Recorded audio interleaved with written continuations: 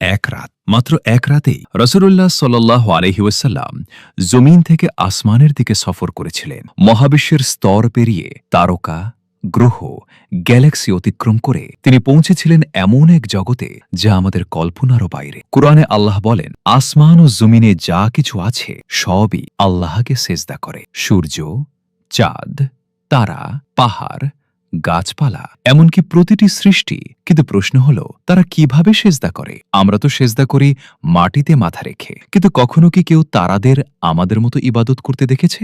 আজ থেকে কয়েকশো বছর আগে মানুষ বিশ্বাস করতে পৃথিবী মহাবিশ্বের কেন্দ্র, কিন্তু এক ইতালিয়ান বিজ্ঞানী গ্যালিলিও গ্যালিলি টেলিস্কোপ আসমানের দিকে তাক করলেন। তিনি দেখলেন গ্রহগুলো পৃথিবীর চারপাশে নয়, বরং সূর্যের চারদিকে ঘুরছে। সত্য ধীরে ধীরে প্রকাশ পেল। আমাদের galaxy milky way billion billion তারা নিয়ে একটি বিশাল বৃত্তে ঘুরছে। এর কেন্দ্রে রয়েছে স্যাজিটারিয়াস স্টার, একটি সুপার ম্যাসিভ ব্ল্যাক হোল। অর্থাৎ মহাবিশ্বের প্রতিটি বস্তু কোনো না কোনো কিছুর চারপাশে ঘুরছে। মিরাজের রাতে রাসূলুল্লাহ সাল্লাল্লাহু আলাইহি ওয়াসাল্লাম বাইতুল মামুর দেখেছিলেন, যেখানে ফেরেশতারা একটি কেন্দ্রকে ঘিরে তাওয়াফ করছিলেন। তাহলে কি এই ঘোরা আর ইবাদতের মাঝে কোনো সম্পর্ক আছে? হজের সময় লাখো মানুষ কাবার চারপাশে ঘুরে তাওয়াফ করে, কিন্তু হয়তো এটা শুধু হাঁটা নয়, হয়তো এটি একটি ঘোষণা যে আমার জীবনের কেন্দ্র আল্লাহ।